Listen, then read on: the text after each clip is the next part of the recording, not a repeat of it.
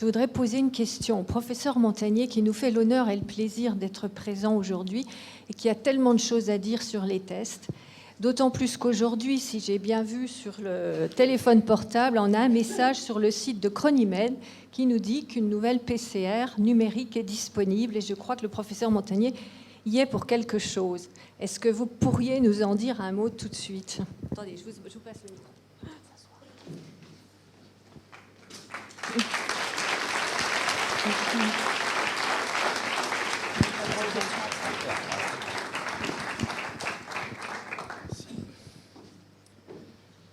Bien, bonsoir, Madame la Présidente, Mesdames, Messieurs, chers collègues.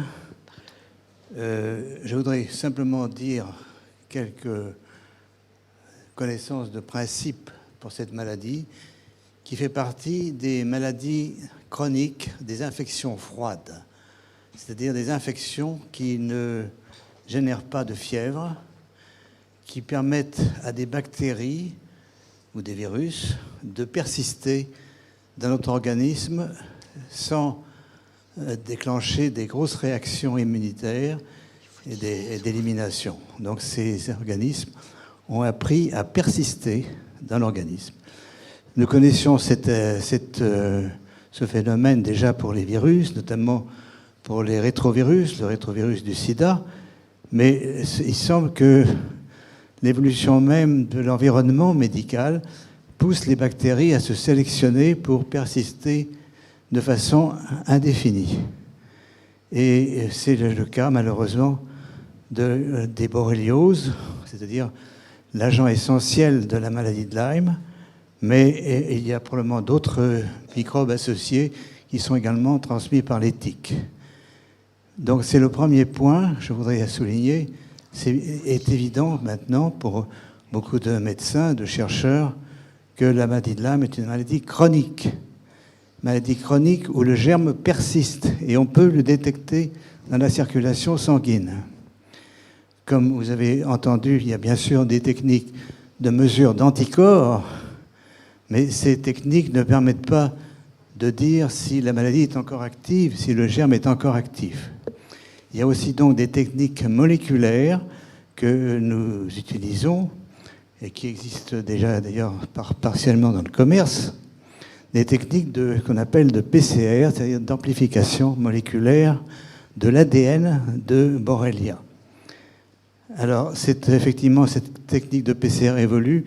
Je crois que c'est un peu trop tôt pour dire qu'il y a un nouveau test disponible. Nous travaillons actuellement de façon expérimentale sur un test de PCR numérique qui semble plus sensible que la technique classique. Mais déjà, avec la technique classique, nous avons eu des résultats indéniables, avec le docteur François Lallemand notamment, qui montrent que des patients infectés, où on a la date de la piqûre après 10 ou 13 ans, ont toujours dans leur sang l'ADN de Borrelia. Cet ADN n'est pas quelque chose qui persiste indéfiniment, ceci représente une réplication active du germe.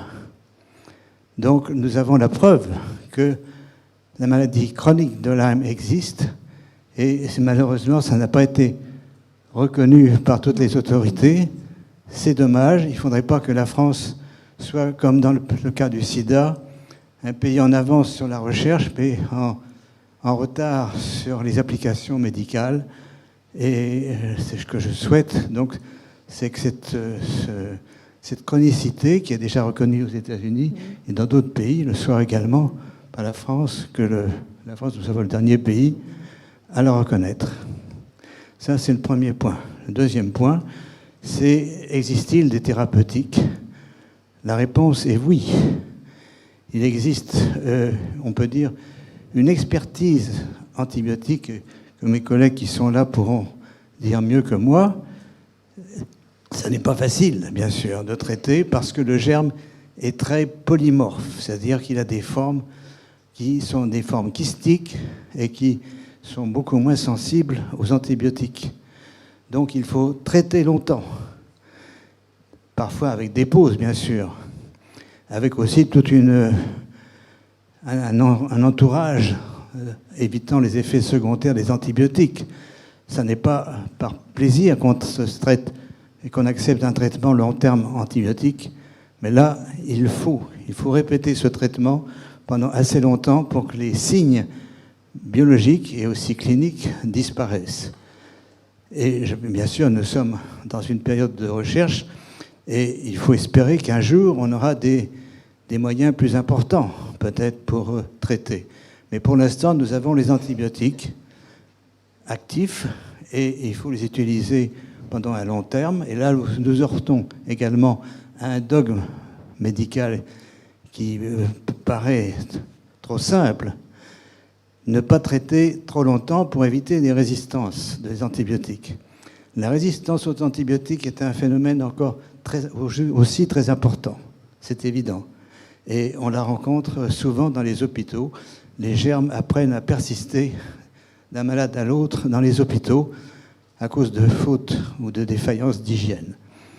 Mais ceci n'empêche pas qu'on doit conseiller un traitement antibiotique à long terme dans le cas de la maladie de Lyme et d'autres maladies chroniques, car c'est le seul moyen que nous ayons à l'heure actuelle. Et je peux vous dire, il n'y a pas eu de résistance obtenue jusqu'à maintenant. Il y a des patients dont la maladie a déjà commencé depuis un certain nombre d'années.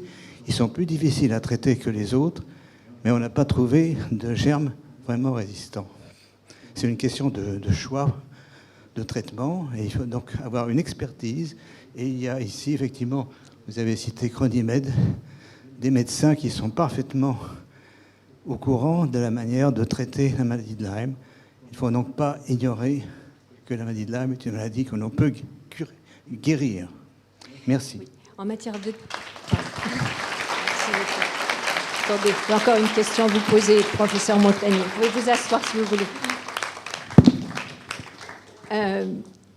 En matière de tests, vous nous avez donné des pistes d'espoir en matière de PCR. Vous parlez de PCR numérique expérimental, donc c'est une voie d'avenir et d'espoir pour les malades, d'après ce qu'on a compris. Il y a aussi votre technique avant-gardiste des signaux électromagnétiques, pour laquelle vous donnez beaucoup de mal et pour laquelle vous n'avez aucun financement. Et je voulais absolument le dire, il n'y a aucun financement public pour les recherches du professeur Montagnier, prix Nobel, découvreur du sida, etc., etc. On ne présente plus, vous le savez bien. Donc je lance un appel aux dons pour la recherche du professeur Montagnier.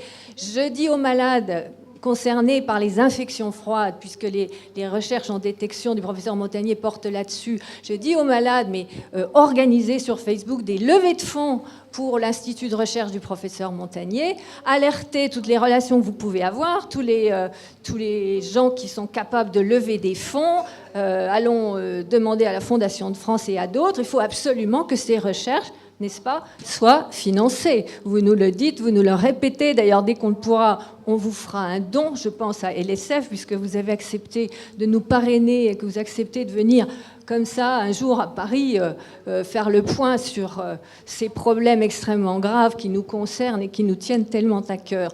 Donc voilà, je le dis, il faut soutenir cette recherche qui est avant-gardiste. Qu'est-ce qu'il y a d'autre en matière de tests aujourd'hui ?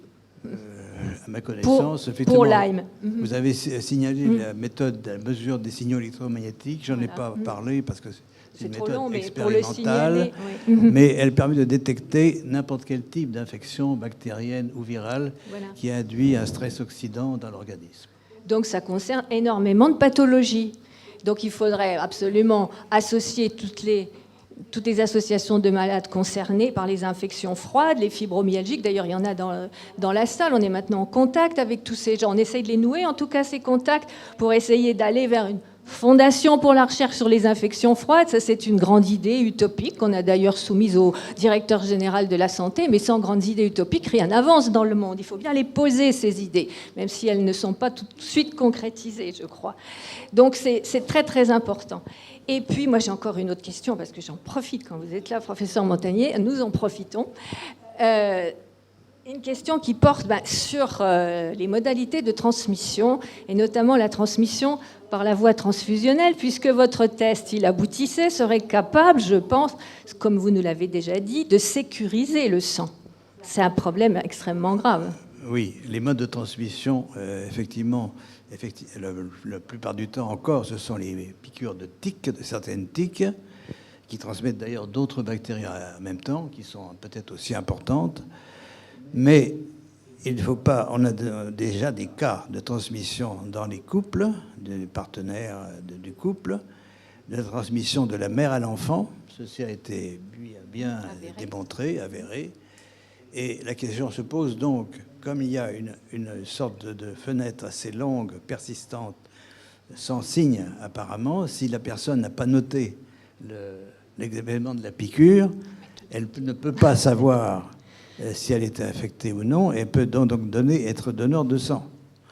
Donc j'ai attiré les autorités sur la possibilité, avec le docteur Lallemand, qu'on devrait penser dans les centres de transfusion à un contrôle possible, peut-être justement par la PCR, de l'infection ou pas. Ceci diminuerait peut-être le risque de transmission, mais je le répète, pour l'instant, il n'y a pas de cas où on a avéré la transmission d'un donneur positif. Ça, le donneur de sang a été effectivement obtenu, mesuré, mais pas de récepteur, pas de personne qui a reçu ce sang et qui est tombé malade. Ceci ne s'est pas produit, mais se peut se produire. Et vous avez parlé tout à l'heure... En revanche, ça s'est produit pour la babésiose. Oui, de la revanche, du problème du risque, du doute. Je crois qu'il ne faut pas oublier que nous avons aussi un principe de précaution. Et donc, il faut prévenir les événements à l'avance.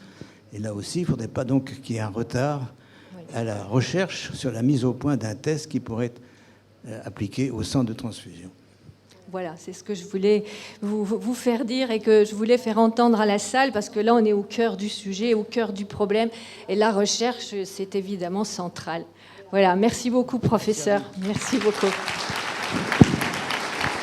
Merci.